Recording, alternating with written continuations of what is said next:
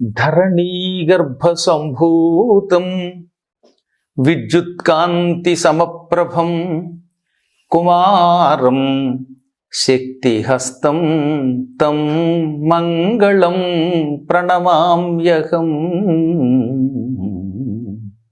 అని ముందుగా మీ ప్రశ్నకి సమాధానం ఇచ్చే మహానుభావుడు కుజుడికి నమస్కారం చేసుకుందాం. ఒకప్పుడు శివుడు సతీదేవి శరీరం విడిచిపెట్టాక ఆవిడ మళ్ళీ పార్వతిగా పుట్టేలోపు అమ్మవారు లేకపోతే విరహం తట్టుకోలేక అమ్మలేని అయ్య ఉండలేడు గనక ఆమె మీద విరహంతో కఠోర తపస్సు చేశాడు. 1000 సంవత్సరముల పాటు మహాతపస్సు చేసిన ఆయన హఠాత్తుగా కళ్ళు విప్పాడు. ఆ సమయంలో ఆ పరమాత్ముడు కూడా భూలోకంలో తపస్సు చేయటం వల్ల ఆయన నుదుట చెమట పట్టింది. ఆ చెమట నేల మీద పడిపోతూ ఉంటే భూదేవి స్త్రీ రూపంతో ఆ చెమటని 2 చేతులతో ఇలా పట్టుకొని గుటుక్కుని మింగింది.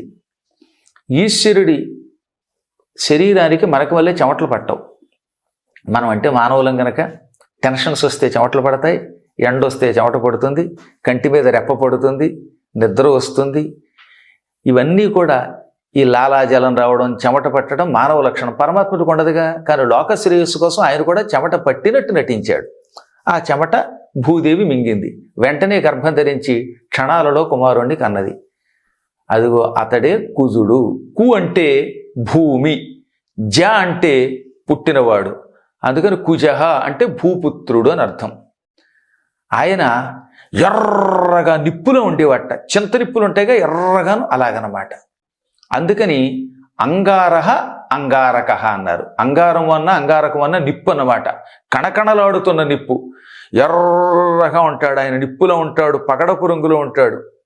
అందువల్ల అంగారుడు అంగారకుడు అన్నారు.